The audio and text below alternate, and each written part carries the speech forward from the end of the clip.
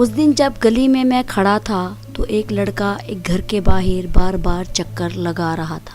میں نے اس سے جا کے پوچھا، بھائی کس کی تلاش ہے؟ تو اس نے کہا، کسی کی نہیں، بس ایک دوست نے ادھر آنے کا وقت دیا اور وہ ابھی تک نہیں آیا۔ خیر، میں اس کی بات سن کے گھر چلا گیا اور کچھ لمحوں بعد اچانک سے نکلا تو میں نے دیکھا اسی گھر سے ایک لڑکی سر جھکائے تیزی سے باہر آئی اور جلدی سے اس لڑکے کو ایک لفافہ دے کر گھر بھاگ گئی۔ لڑکا وہ لفافہ لے کر بہت ہی مسکرایا اور اسے دل سے لگاتا ہوا وہاں سے چل دیا۔ میں اپنی بری عادت کے مطابق تحقیق کرنے کے لیے اس کے پیچھے چل دیا۔ وہ لڑکا ایک درخت کے نیچے جا کر رکا اور اس نے اس لفافے کو کھولا جس کے اندر سے ایک صفحہ نکلا۔ اس نے اس صفحے کو کوئی 3 سے 4 بار چوما اور اپنی آنکھوں سے لگایا اور پڑھنے لگا۔ میں دور سے اس کے چہرے کو اور اس کی حرکات کو دیکھ رہا تھا اور اپنی قیاس آرائیوں میں مصروف تھا۔ اچانک سے دیکھا لڑکے نے آسمان کی طرف سر اٹھایا اور بے ہوش ہو کے گر پڑا۔ میں بھاگتے ہوئے اس کے قریب گیا اور اس کے ہاتھ سے وہ ورق لے کر تجسس سے پڑھنے لگا۔ یہ ایک خط تھا جو اس لڑکی نے اپنے اس عاشق کو لکھا۔ خط کیا تھا؟ خط میں کیا لکھا تھا؟ اس میں لڑکی نے اپنے کن الفاظ سے لڑکے کو متاثر کیا تھا؟ لڑکے نے وہ کون سے الفاظ پڑھے تھے؟ چلے آئیں اس خط کی وضاحت کو سنتے ہیں۔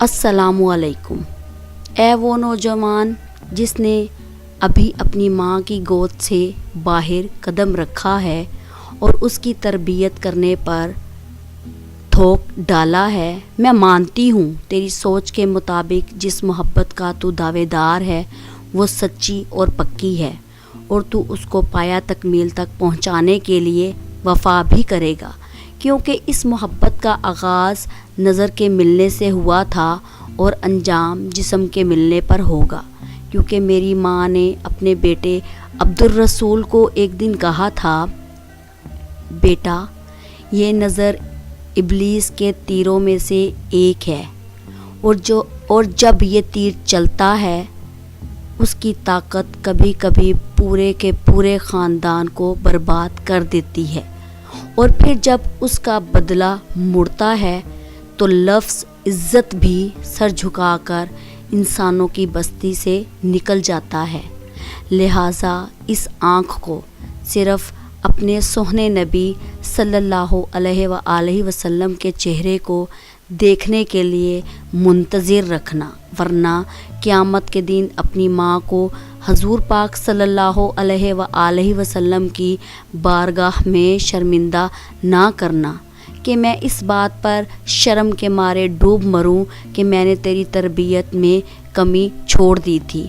تو سن اے خود کو خوبصورت شہزادہ اور مجھے دنیا کی حور سمجھنے والے، میں ایک سید زادی ہوں اور میرا تعلق اماں فاطمہ کے قبیلے سے ہے جو قیامت کو تمام جنتی عورتوں کی سردار ہوں گی۔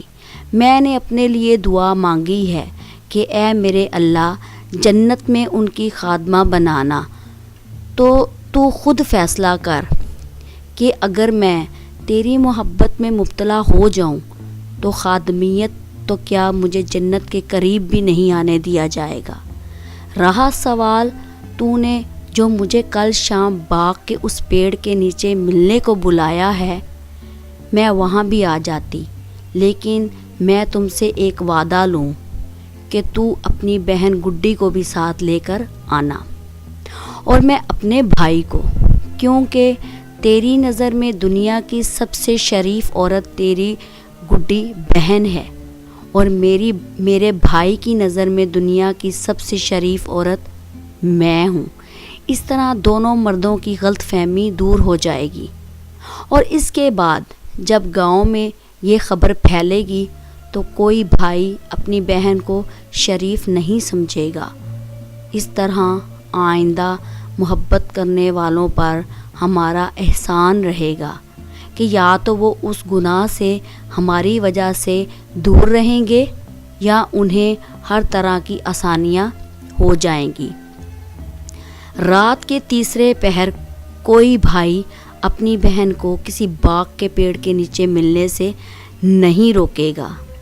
جب یہ گناہ اتنا عام ہو جائے گا تو لفظ غیرت کی تعریف بھی سب کو سمجھ آ جائے گی کہ اپنی بہن کی طرف کس کی نگاہ نہ اٹھنے دینا غیرت نہیں بلکہ اپنی نظروں کو کسی کی بہن کی طرف بڑھنے سے روکنے کا نام غیرت ہے۔ اے میرے خوبرو عاشق، تو جو محبت کر رہا ہے اس میں ہوس کی بو کے سوا کچھ نہیں۔ کیا تیری ماں نے تجھے وہ قرآن نہیں پڑھایا جس میں مومن کی حیا کا ذکر کیا تو مرد مومن اور حضور پاک صلی اللہ علیہ وآلہ وسلم کا وہ امتی نہیں جس نے ایمان کے درجوں میں سے ایک درجہ حیا کا پایا ہو؟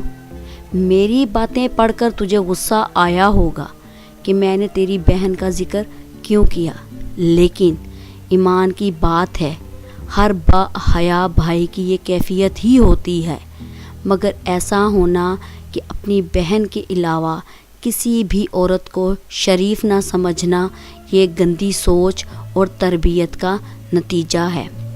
کیا تو نے حضرت علی رضی تعالیٰ عنہ کا یہ فرمان نہیں پڑھا؟